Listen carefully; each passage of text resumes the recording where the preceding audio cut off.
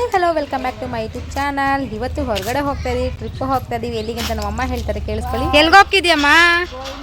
ಮಂತ್ರಾಲಯ. ಎಲ್ಲ ಮಂತ್ರಾಲಯಕ್ಕೆ ಹೋಗೋಣ.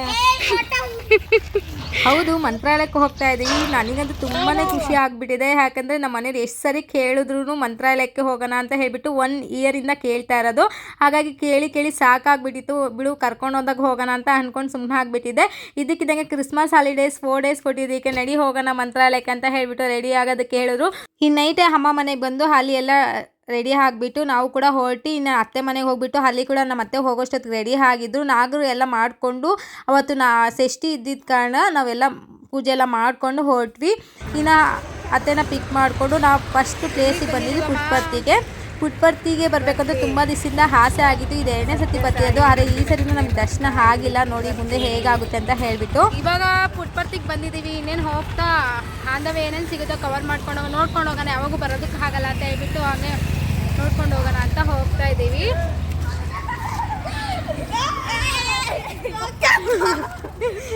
ನಮ್ಮಪ್ಪ ನೋಡಿ, ನಮ್ಮಪ್ಪನ ಬಿಟ್ಟು ನಾನು ಮಾತಾಡ್ಕೊಂಡು ಹೋಗ್ತಾ ಇದ್ದೀನಿ ಅಂತ ಲಾಗಲ್ಲಿ ನಮ್ಮಪ್ಪನ ಕರ್ಕೊಂಡು ಬನ್ನಿ. ಈಗ ನೋಡಿ ಮಾತಾಡಪ್ಪ, ಎಲ್ಲಿಗೆ ಬಂದಿದ್ಯಾ? ಪುಟ್ಪರ್ತಿಗೆ ಬಂದಿದ್ದೀವಿ.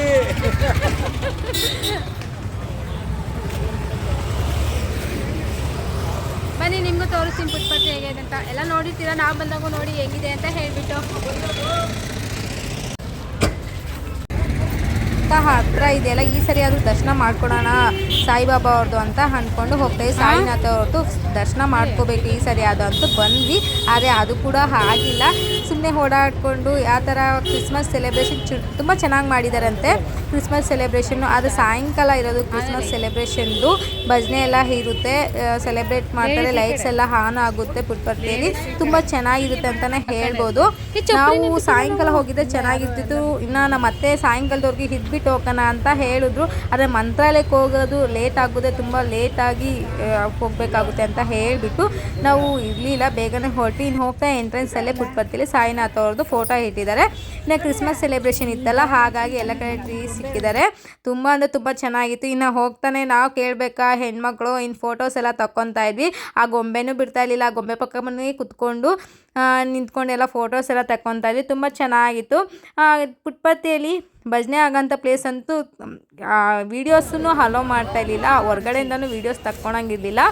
ನಮ್ಮಪ್ಪ ಹಾಗೂ ಸ್ವಲ್ಪ ವೀಡಿಯೋ ತಗೊಂಡಿದ್ದಾರೆ. ಇದು ನೋಡಿ, ಇದು ಭಜನೆ ಮಾಡೋ ಪ್ಲೇಸ್. ಇಲ್ಲೇ ಸಾಯಿನಾಥ ಅವ್ರದ್ದು ಫೋಟೋ ಭಜನೆ ಎಲ್ಲ ನಡೆಯೋಂಥ ಪ್ಲೇಸ್ ಆಗಿರುತ್ತೆ. ತುಂಬ ಅಂದರೆ ತುಂಬ ಚೆನ್ನಾಗಿರುತ್ತೆ. ಸಾಯಂಕಾಲ ಹೊತ್ತು ಬಂದರೆ ತುಂಬಾ ನಾವು ಹೋಗಿದ್ದಕ್ಕೂ ಪೂಜೆ ಎಲ್ಲ ಚೆನ್ನಾಗಿ ಆಗುತ್ತೆ ಅಂತಲೇ ಹೇಳ್ಬೋದು. ನಾವು ಮಧ್ಯಾಹ್ನ ಹೋಗಿರೋ ಕಾರಣಕ್ಕೆ ನಮಗೆ ಯಾವುದೇ ರೀತಿ ದರ್ಶನ ಎಲ್ಲ ಆಗಲಿಲ್ಲ. ನಾವು ಹೊರಗಡೆ ಎಲ್ಲ ಹೋಗಿ ನೋಡ್ಕೊಂಡು ಬರ್ಬೋದಷ್ಟೇ. ಲಾಸ್ಟ್ ಟೈಮ್ ಬಂದಾಗ ತುಂಬ ಲೇಟ್ ಆಗಿತ್ತು. ಆಲ್ಮೋಸ್ಟ್ 8:30 ಮೇಲೆ ಆಗೋಗಿತ್ತು. ಆವಾಗ ಗೇಟೇ ಕ್ಲೋಸ್ ಆಗಿತ್ತು. ಈ ಸರಿ ಗೇಟ್ ಓಪನ್ ಇದೆ, ಆದರೆ ನಮಗೆ ದರ್ಶನ ಆಗಿಲ್ಲ ಅಂತಲೇ ಹೇಳ್ಬೋದು. ಇನ್ನು ಫೋಟೋಸ್ ಎಲ್ಲ ತಕ್ಕೊಂಡು ನಾನೇ ಮಾಡಿರೋಂಥ ಪಲಾವು. ಇನ್ನು ಅಮ್ಮ ಮನೆಯಲ್ಲಿ ಎಲ್ಲ ಪ್ರಿಪೇರ್ ಮಾಡ್ಕೊಂಡಿದ್ವಿ. ಪಲಾವು, ಉಪ್ಪಿಟ್ಟು, ಮತ್ತೆ ಉಪ್ಪಿಟ್ಟು ಮಾಡ್ಕೊಂಡಿದ್ರು. ಇಸ್ಕಿಂಬೇಳೆ ಬಂದಿದ್ದು.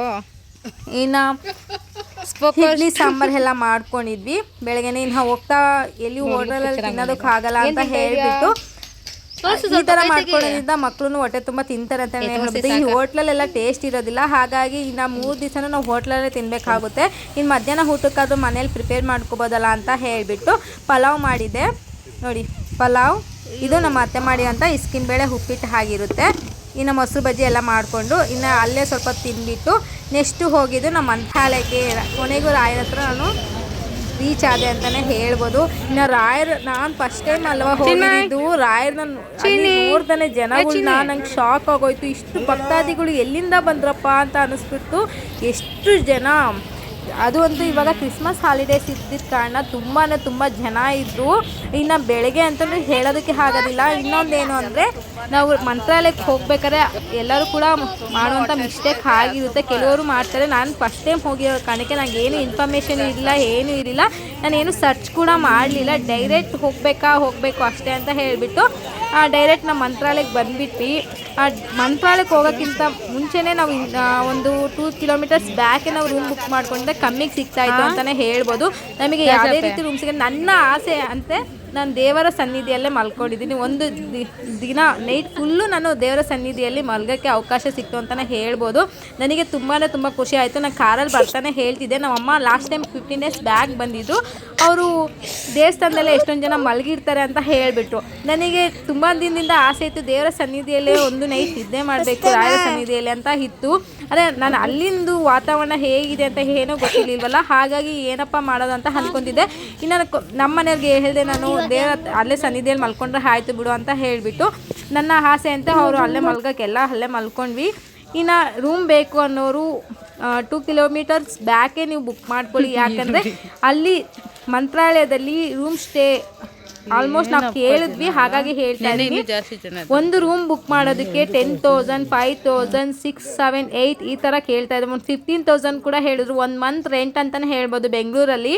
ಹಾಗಾಗಿ ತುಂಬ ಜನ ಅಲ್ಲೇ ಮಲ್ಕೊಂಡಿದ್ರು. ಇನ್ನೂ ಸ್ವಲ್ಪ ಜನ ಹರಕೆಗಳು ಹೊತ್ಕೊಂಡಿರ್ತಾರಲ್ಲ, ಹಾಗಾಗಿ ದೇವರ ಸನ್ನಿಧಿಯಲ್ಲೇ ಮಲಗ್ತೀನಿ ಅಂತ ಹೇಳಿಬಿಟ್ಟು ಆ ಥರನೂ ಹರಕೆ ಹೊತ್ಕೊಂಡಿದ್ರು.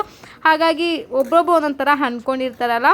ನನಗೆ ತುಂಬ ಆಸೆ ಇತ್ತು ದೇವರ ಸನ್ನಿಧಿಯಲ್ಲಿ ಮಲಗಬೇಕು ಅಂತ. ನನಗೆ ಅಷ್ಟೊಂದೇ ರೂಮ್ ಬೇಕು ಅಂತ ಅನ್ನಿಸ್ಲಿಲ್ಲ.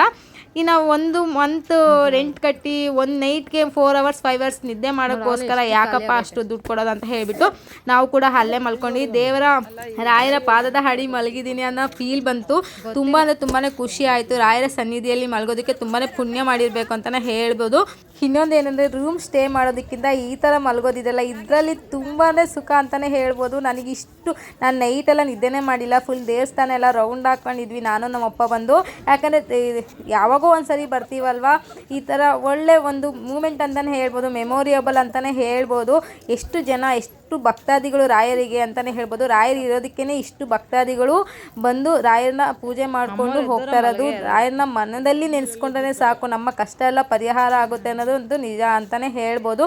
ನಮಗೇನೇ ಒಂದು ಕಷ್ಟ ನೋವು ಇದ್ದರೂ ಕೂಡ ರಾಯರ ಹತ್ರ ಹೇಳ್ಕೊಂಡ್ರೆ ಎಲ್ಲದಕ್ಕೂ ಪರಿಹಾರ ಆಗುತ್ತೆ ಅಂತಲೇ ಹೇಳ್ಬೋದು.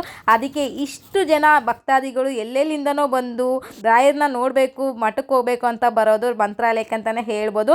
ಆದರೆ ಮಂತ್ರಾಲಯಕ್ಕೆ ಹೋಗಬೇಕು ಅಂದ್ಕೊಂಡ್ರೆ ಹೋಗೋದಕ್ಕಾಗೋದಿಲ್ಲ. ರಾಯರೇ ನಮ್ಮನ್ನು ಕರೆಸ್ಕೋಬೇಕು ರಾಯರ ಸನ್ನಿಧಿಗೆ, ಆವಾಗಲೇ ಹೋಗೋದಕ್ಕಾಗೋದು. ನನಗೆ ಲಾಸ್ಟ್ ವೀಕ್ ನಾನು ಅಂದ್ಕೊತಿದ್ದೆ, ಏನಪ್ಪ ನಾನು ಇಷ್ಟೆಲ್ಲ ಪೂಜೆ ಮಾಡ್ತಿದ್ದೀನಿ, ನಿನಗೆ ನಾನು ನಿನ್ನ ಕರೆಸ್ಕೊಂಡಿಲ್ಲ, ನೀನು ನನ್ನ ಆಸೆ ಇನ್ನೂ ಈಡೇರಿಸ್ತಿಲ್ಲ ನೀನು ಅಂತ ಅಂದ್ಕೊತಿದ್ದೆ. ಆದರೆ ಹಂಗೆ ಅಂದ್ಕೊಂಡು ವಾರಕ್ಕೇ ನಾನು ಮಂತ್ರಾಲಯಕ್ಕೆ ಹೋದೆ. ನನಗೇ ಆಶ್ಚರ್ಯ ಆಗ್ಬಿಡ್ತು. ರಾಯರ ಹತ್ರ ಪ್ರಶ್ನೆ ಮಾಡೋದಕ್ಕೆ ಸ್ಟಾರ್ಟ್ ಮಾಡಿದ್ನಲ್ಲ, ಆವಾಗ ರಾಯರು ನನ್ನ ಇನ್ನೂ ಆಗಲ್ಲ ಅಂತ ಹೇಳ್ಬಿಟ್ಟು ಕರೆಸ್ಕೊಂಡ್ರು ಮಂತ್ರಾಲಯಕ್ಕೆ ಅಂತಲೇ ಹೇಳ್ಬೋದು. ಇನ್ನು ತುಂಗಭದ್ರಾ ನದಿಯಲ್ಲಿ ಸ್ನಾನ ಎಲ್ಲ ಮಾಡಿಕೊಂಡು ರೆಡಿಯಾಗಿ ಹೋಗ್ಬೋದು. ಆದರೆ ನಾವು ಆ ಥರ ಮಾಡಲಿಲ್ಲ. ಯಾಕಂದರೆ ಮಕ್ಕಳಿರೋದ ಕಾರಣ ಬೆಳಿಗ್ಗೆನೇ ತುಂಬ ಥಂಡಿ ಇದ್ದಿದ್ದ ಕಾರಣ ಹೊರಗಡೆನೂ ಮಲ್ಕೊಂಡಿದ್ರಲ್ಲ ಮಕ್ಕಳೆಲ್ಲ, ಹಾಗಾಗಿ ಬೇಡ ಅಂತ ಹೇಳಿಬಿಟ್ಟು ಇಲ್ಲಿ ದೇವಸ್ಥಾನದಲ್ಲೇ ಸೊರೌಂಡಿಯಲ್ಲಿ ಹೇಳ್ತಿರ್ತಾರೆ ಒಬ್ರಿಗೆ 100 ರೂಪಾಯಿ ಫ್ರೆಶ್ ಅಪ್ ಆಗೋದಕ್ಕೆ ಅಂತ ಹೇಳಿಬಿಟ್ಟು ನಾವು ಕೂಡ ಒಂದು ಮನೆಗೆ ಹೋದ್ವಿ. ಅಲ್ಲಿ ಸೌದೆ ಒಲೆಯಲ್ಲಿ ನೀರು ಕಾಯಿಸ್ಬಿಟ್ಟು ಕೊಡ್ತಾಯಿದ್ರು. ತುಂಬ ಚೆನ್ನಾಗಿತ್ತು.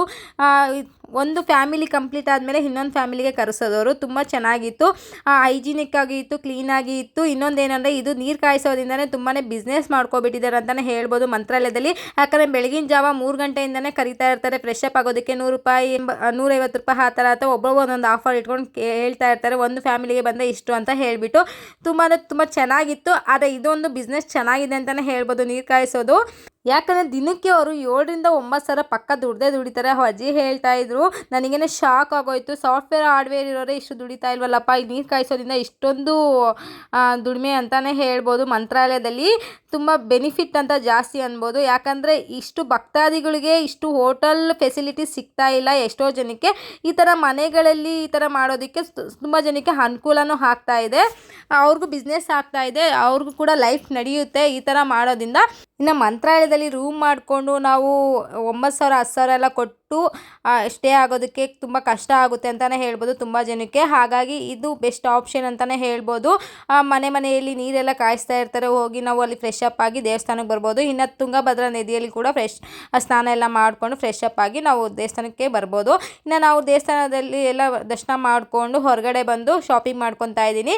ನನಗೆ ಪಂಚಲೋಹದ ವಿಗ್ರಹ ಬೇಕಿತ್ತು, ಹಾಗಾಗಿ ವಿಗ್ರಹ ತೊಗೊತಾ ಇದ್ದೀನಿ.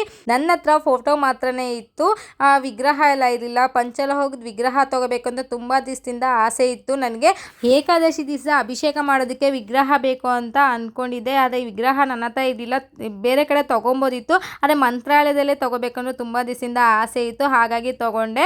ಇನ್ನು ವಿಗ್ರಹ ತೊಗೊಂಡು ನಾವು ಹೊರಟಿದ್ದು ನೆಕ್ಸ್ಟ್ ಪ್ಲೇಸ್ ಬಂದು ಅಭಯ ಆಂಜನೇಯ ದೇವಸ್ಥಾನಕ್ಕೆ ಹೋದ್ವಿ. ಅಲ್ಲಿ ನಾನು ವಿಡಿಯೋ ಮಾಡ್ಕೊಳೋದಕ್ಕೆ ಆಗಲಿಲ್ಲ, ಯಾಕಂದರೆ ತುಂಬ ರಶ್ ಕೂಡ ಇತ್ತು. ನಾವು ಕ್ರಿಸ್ಮಸ್ ಹಾಲಿಡೇಸ್ಗಲ್ವ ಹೋಗಿದ್ದು, ಕ್ರಿಸ್ಮಸ್ ದಿನವೇ ನಾವು ಅಲ್ಲಿ ಇದ್ದಿದ್ದು ರಾಯರ ಸನ್ನಿಧಿಯಲ್ಲಿ, ಹಾಗಾಗಿ ತುಂಬ ರಶ್ ಇತ್ತು. ತುಂಬ ಇನ್ನೊಂದೇನು ಅಂದರೆ ನಾವು ದರ್ಶನ 6:30ಗೆ ಹೋಗಿದ್ದಲ್ವಾ, ಹೊರಗಡೆ 7:30 ಅಷ್ಟೊತ್ತು ಬಂದುಬಿಟ್ವಿ. ಆದರೆ 7:30ಗೆ ನಾವು ನಿಂತಿದ್ದು ಪ್ರಸಾದ ತೊಗೊಳೋದಕ್ಕೆ ಕೌಂಟರಲ್ಲಿ. ಆಲ್ಮೋಸ್ಟ್ ನಾವು 9:30ಗೆ ಆಚೆ ಬಂದಿದ್ದೀವಿ. ನಮಗೆ ದರ್ಶನ ಮಾಡೋದಕ್ಕೂ ಅಷ್ಟೊಂದು ಟೈಮ್ ಆಗಲಿಲ್ಲ, ಆದರೆ ಪ್ರಸಾದ ತೊಗೊಳೋಕ್ಕೆ ತುಂಬಾ ಟೈಮ್ ಆಯಿತು. ನೆಕ್ಸ್ಟ್ ಅಲ್ಲಿ ಪ್ರಸಾದ ತೊಗೊಂಡು ನಾವು ಟಿಫನ್ ಮಾಡಿಕೊಂಡು ಅಭಯ ಆಂಜನೇಯ ದೇವಸ್ಥಾನಕ್ಕೆ ಹೋಗಿ ಅಲ್ಲಿ ವೀಡಿಯೋಸ್ ಏನು ಮಾಡ್ಕೊಳೋದಕ್ಕಾಗಿಲ್ಲ, ಸ್ವಿಚ್ ಆಫ್ ಆಗಿತ್ತು ಮೊಬೈಲು.